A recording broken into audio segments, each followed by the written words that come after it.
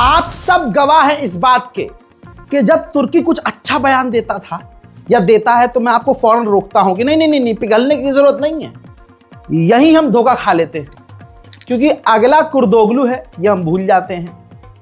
वही हुआ एक बार फिर से, अमेरिका की चाटने के चक्कर में आखिरकार एर्दोगान ने एक बार फिर से मुसलमानों का दिल दुखाया और अपने भाई को धोखा दिया। ये मैं उस एम्पायर की बात नहीं कर रहा हूं, ये जो आज का तानाशाह है ना एर्दोगान, इसकी बात, इसका कैरेक्टर आपको समझा रहा हूं। भाई इसने अमेरिका को खुश करने की, अच्छा खुश क्यों करना है, आपके सामने की बात है। F-35 अमेरिका का F-16 इसे चाहिए, हर हाल में चाहिए, तड़प है। उसको हासिल करने के लिए इसने डील ये कर ली है ट्रंप से कि रशिया का S-400 हम डिसमेंटल कर देंगे, मतलब खराब कर देंगे उसकी, मतलब पूरी गारंटी है हमारी, हम S-400 यूज नहीं करेंगे। S-400 जो F-35 के लिए खतरा है, F-35 की इतनी तलब, अमेरिका से हाथ मिलाने के लिए इतना नंगा एर्दोगान कि उसने कह दिया कि S-400 भी हम कुर्बान कर देंगे। अब आगे सुनिए, यहां तक चाटते चाटते नहीं रुका। एर्दोगान की सरकार ने अमेरिका को खुश, ट्रंप को खुश करने के लिए एर्दोगान ने ईरान पर पाबंदी लगा दी। जी हां, आपके सामने ये वो कंपनीज, ईरानियन कंपनीज के लोगो हैं, ध्यान से देखिएगा और अपने तमाम लोगों से शेयर कीजिएगा। दोस्तों, atomic energy organisation of Iran ban कर दी गई है तुर्की के द्वारा। इसके अलावा बैंक सेपाह और बैंक सेपाह इंटरनेशनल बैन कर दिया है तुर्की के द्वारा। Isfahan nuclear fuel research and production centre and Isfahan nuclear technology centre ban कर दिया गया है तुर्की के द्वारा। Iran and India shipping company यानी चाबहार पोर्ट बैन कर दिया है ईरान का। जबर IBN हयान कंपनी बैन कर दी गई है तुर्की के द्वारा। Karaj nuclear research centre, Kavoshyar company, Mesbah energy company, modern industries technology company, Novin energy company, agriculture and medical nuclear research centre, Pars Tarash company, Pishgam energy industries, South shipping lines. इन तमाम कंपनियों को America को खुश करने के लिए रजब Tayyip Erdogan, तुर्की के राष्ट्रपति कुर्दोगलू ने बैन कर दिया है। हालांकि दूसरी तरफ इस वक्त ईरान के डिफेंस मिनिस्टर इसी वक्त तुर्की में है। आप देख रहे हैं, जहां उम्मत मुस्लिमा ये दुआ करते करते नहीं थक रही कि अल्लाह मुसलमानों को और इन लीडर्स को एक करे, वहां तुर्की का खेल देखिए आप। ईरान के राष्ट्रपति पेजेश्कियान ने कहा कि मैंने supreme leader of Iran Ayatollah Syed Ali खामनाई से कहा है कि हमें अपने देश की राजधानी तेहरान को बदलना होगा। नहीं, उसमें चेंजेस नहीं करने, विकास नहीं करना है। तेहरान की जगह किसी और सिटी को हमें राजधानी बनानी होगी क्योंकि तेहरान में पानी की किल्लत, बिजली की किल्लत हद से ज़्यादा है। ये बात मुझे समझ में नहीं आई, आपको आएगी कि मतलब इसका क्या मतलब है। अरे पानी का इंतज़ाम करो, समझ में आता है, नहीं राजधानी बदल दें। अब वहाँ पानी खत्म, पूरे मुल्क में पानी ख़त्म हो गया तो फिर अमेरिका को ईरान की राजधानी आगे बढ़ते हैं। उधर अमेरिका के कार्गो जहाज भारी मात्रा में हथियार लेकर इजराइल उतरे हैं। जाहिर सी बात है वो फिलिस्तीन के लिए तो नहीं उतरे, क्योंकि फिलिस्तीन के लिए तो इजराइल के पास भारी भरे हथियार पहले से मौजूद है।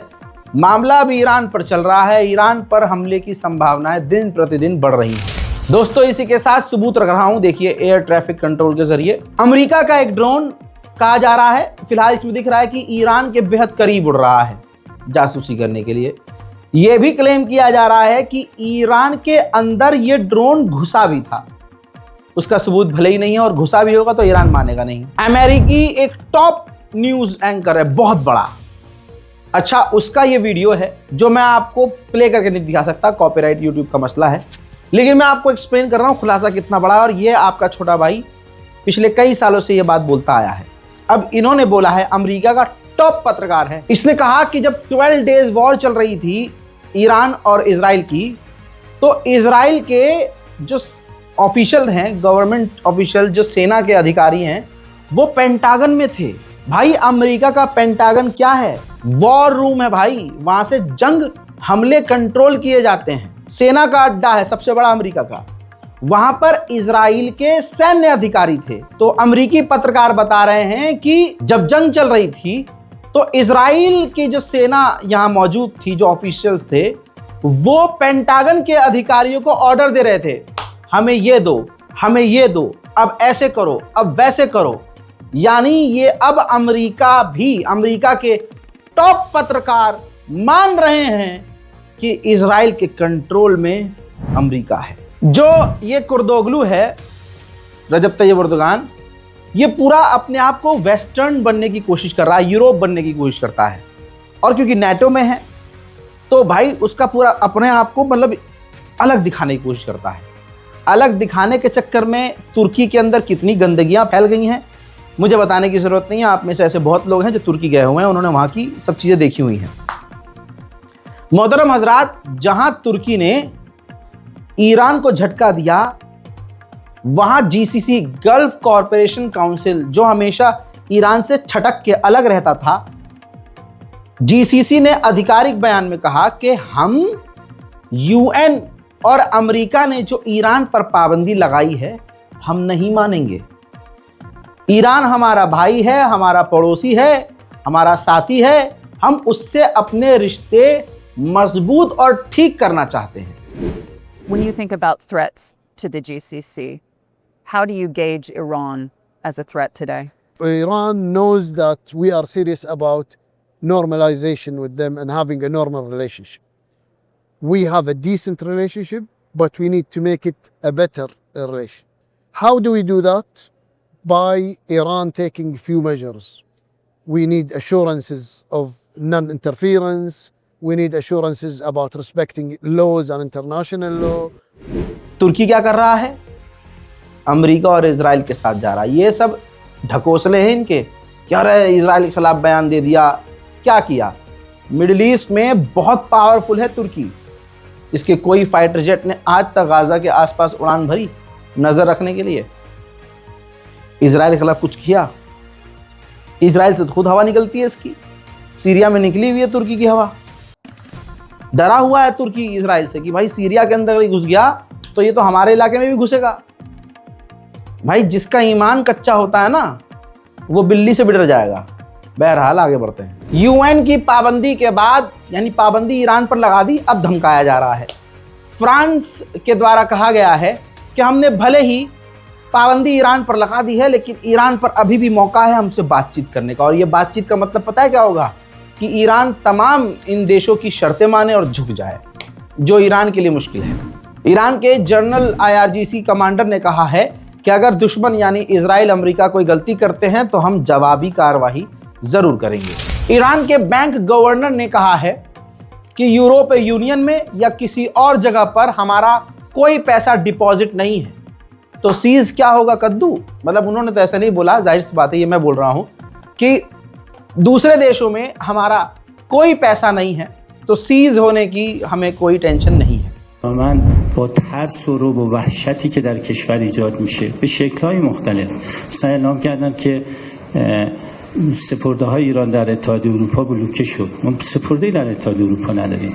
ما پولی در اتحادیه اروپا نداریم. اعلام کردن و هر روز هم با اخبار منفی تلاش میکنن این ترس و رعب و وحشت رو در اقتصاد افزایش بدن. طبیعی است که به اصطلاح اون نرخ هم به اون واکنششون میده. بارها هم دیدید این نرخ رو با ترس بردن بالا، مجددا با کاهش تنش‌های سیاسی، تنش‌های امنیتی نرخ کاهش پیدا کرد. هیچ کس با این نرخ उधर दोस्तों जो 3 दिन से बता रहा था तो सुकून आपके कलेजे में पड़ नहीं रहा था। आपको भी आदत है इजराइल की बात मानने की। इजराइल ने ऑफिशियली कहा है कि रशिया ने 45 MiG-29 ईरान को दे दिए हैं, जो तेहरान और अलग अलग इलाकों में तैनात है। और चाइना और रशिया ईरान को एडवांस वेपन प्रोवाइड करवा रहा है। फट गई क्या? तू भी तो भीख मांगता है अमेरिका से, हाँ मिसाइल दे दो, रॉकेट दे दो, डिफेंस सिस्टम। अब अगर इजराइल से लड़ने के लिए दो दोस्तों ने ईरान का साथ दे दिया तो टट्टी क्यों लग रही है? हजरात मोहतरम, ईरान स्पेशल रिपोर्ट में आज और अभी के लिए इतना ही। इस रिपोर्ट को शेयर कीजिए, अपनी दुआओं में याद रखिए, चैनल को सब्सक्राइब कीजिए। जय हिंद।